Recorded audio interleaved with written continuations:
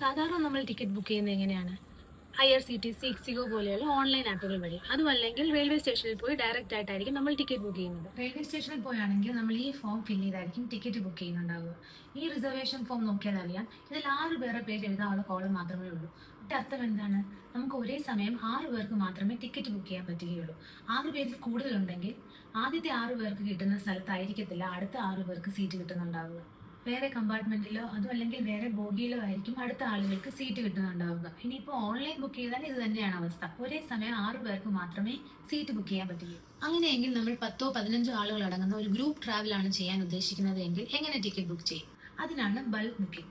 Bulk booking ചെയ്യാൻ വേണ്ടി നമ്മൾ കുറച്ച് കാര്യങ്ങൾ ശ്രദ്ധിക്കേണ്ടതുണ്ട്. അതെന്തൊക്കെയാണെന്നുള്ളത് നമുക്ക് നോക്കാം. ആദ്യം നമുക്ക് വേണ്ടത് ഒരു റിക്വസിഷൻ ലെറ്റർ ആണ്. ഇതുപോലെ ഒരു വൈറ്റ് പേപ്പറിൽ ഒരു ലെറ്റർ എഴുതുക. അതിനൊരു സാമ്പിൾ നമുക്ക് കാണാം. ഇതാണ് സാമ്പിൾ ലെറ്റർ. ആദ്യം നമ്മുടെ പേരും അഡ്രസ്സും മൊബൈൽ നമ്പർ നിർബന്ധമായും വെച്ചിരിക്കണം. ആരുടെ പേരിലാണോ ടിക്കറ്റ് ബുക്ക് ചെയ്യാൻ പോകുന്നത് ആളുടെ പേരും അഡ്രസ്സും മൊബൈൽ നമ്പറും വേണം വയ്ക്കാൻ. To the chief reservation supervisor, ഏതാണോ റെയിൽവേ സ്റ്റേഷൻ ആ റെയിൽവേ സ്റ്റേഷൻ്റെ പേര്, പിന്നീട് സബ്ജക്റ്റ് കൊടുക്കുക. അത് കഴിഞ്ഞ് ബാക്കി ജേർണി ഡീറ്റെയിൽസ് കൊടുക്കുക. അതായത് ട്രെയിനിൻ്റെ നമ്പർ, പേര്, ഏത് ദിവസമാണോ ആ ഡേറ്റ്, അത് കഴിഞ്ഞ് ഏത് സ്റ്റേഷനിൽ നിന്നാണോ നമ്മൾ കയറുന്നത്, എങ്ങോട്ടേക്കാണോ പോകേണ്ടത് അത് രണ്ടും കൊടുക്കുക. എത്ര പാസഞ്ചേഴ്സ് ഉണ്ട് എന്നുള്ളത് കറക്റ്റായിട്ട് എണ്ണി കൊടുക്കുക. 5 വയസ്സിന് മുകളിലേക്കുള്ളവരെ മാത്രമേ നമ്മൾ കണക്ക് കൂട്ടുകയുള്ളൂ. ഇനി നമ്മൾ യാത്ര ചെയ്യുന്ന ആൾക്കാരുടെ ഡീറ്റെയിൽസ് എഴുതുക. ഇതേപോലെ 1, 2, 3 എന്ന് നമ്പർ താഴേക്ക് ഇട്ടിട്ട് എത്ര പേരാണോ യാത്ര ചെയ്യുന്നത്, 10 ആണെങ്കിൽ 10, 15 ആണെങ്കിൽ 15, അത്രയും ആൾക്കാരുടെ ഡീറ്റെയിൽസ്, പേര്, വയസ്സ്, ജെൻഡർ നിർബന്ധമായും എഴുതിയിരിക്കണം. ഇവിടെ ശ്രദ്ധിക്കേണ്ട ഒരു കാര്യം എന്താണെന്ന് വെച്ചാൽ, നമ്മൾ ആരുടെ പേരിലാണോ ടിക്കറ്റ് എടുക്കാൻ പോകുന്നത്, അതായത് നമ്മൾ ലെറ്റർ എഴുതിയപ്പോൾ ആരുടെ പേരും അഡ്രസ്സും മൊബൈൽ നമ്പറുമാണോ വെച്ചത് അതേ ആളുടെ പേര് വേണം ഇവിടെ ഒന്നാമതായിട്ട് എഴുതാൻ. ഇനി നമ്മൾ എന്തിനാണ് യാത്ര ചെയ്യുന്നത് എന്നുള്ളത്, അതായത് പർപ്പസ് ഓഫ് ജേർണി, ഫാമിലി ടൂറാണോ അതോ എന്തെങ്കിലും തീർത്ഥാടനമാണോ വേറെ എന്തെങ്കിലും ആവശ്യത്തിനാണോ പോകുന്നത് എന്നുള്ളത് നമ്മൾ മസ്റ്റായിട്ടും വെക്കേണ്ട ഒരു കാര്യമാണ്. അത് അവരെടുത്ത് ചോദിക്കുന്നതാണ് പർപ്പസ് ഓഫ് ജേർണി എന്താണെന്നുള്ളത്. താഴെ നമ്മുടെ പേര്, സിഗ്നേച്ചർ, ഡേറ്റ്, പ്ലേസ് എല്ലാം സാധാരണ ലെറ്ററിൽ കൊടുക്കുന്ന പോലെ തന്നെ കൊടുക്കുക.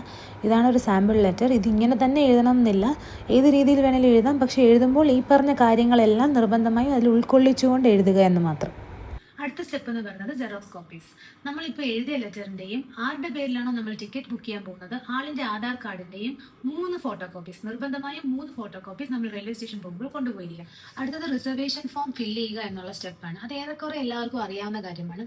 നമ്മൾ റിസർവേഷൻ കൗണ്ടറിൽ ചെന്ന് കഴിഞ്ഞാൽ നമുക്കൊരു റിസർവേഷൻ ഫോം കിട്ടും. ഇതുപോലെ ഒരു ഫോം കിട്ടും, അത് ഫില്ല് ചെയ്യുക. ഇനി റിട്ടേൺ ടിക്കറ്റ്സ് ബുക്ക് ചെയ്യാനാണെങ്കിൽ, അതായത് മടക്ക യാത്ര ബുക്ക് ചെയ്യണമെങ്കിലും ഇതേ ഫോമിൽ തന്നെയാണ് ബുക്ക് ചെയ്യേണ്ടത്. ഈ ഫോമിന്റെ താഴെ നമുക്ക് അതിനുള്ള കോളമുണ്ട്. അതിനായി പ്രത്യേകമായി ഒരു ഫോം എടുക്കേണ്ട കാര്യമില്ല. നമ്മുടെ കയ്യിലുള്ള എല്ലാ ഡോക്യുമെന്റ്സും എടുത്ത്, അതായത് നമ്മൾ എഴുതിയ ലെറ്ററും നമ്മുടെ ഫോട്ടോ കോപ്പീസും നമ്മൾ ഇപ്പോൾ ഫില്ല് ചെയ്ത റിസർവേഷൻ ഫോമും, ഈ എല്ലാ ഡോക്യുമെന്റ്സും എടുത്ത് റിസർവേഷൻ സൂപ്പർവൈസർ അല്ലെങ്കിൽ സ്റ്റേഷൻ മാസ്റ്ററെ പോയി കാണുക എന്നുള്ളതാണ് അടുത്ത സ്റ്റെപ്പ്. സ്റ്റേഷൻ മാസ്റ്റർ നമ്മൾ ഡോക്യുമെന്റ്സ് എല്ലാം നോക്കി വെരിഫൈ ചെയ്തതിനു ശേഷം ഒരു ഫോർവേഡ് സിഗ്നേച്ചർ ചെയ്ത് തരും. സിഗ്നേച്ചർ വാങ്ങിയതിനു ശേഷം ഈ പേപ്പറുകളുമായി തിരികെ റിസർവേഷൻ കൗണ്ടറിൽ നമ്മൾ പോകണം. പൊതുവായി ബൾക്ക് ബുക്കിങ്ങിന് പ്രത്യേകമായി കൗണ്ടറുകൾ കാണാറാണ് പതിവ്.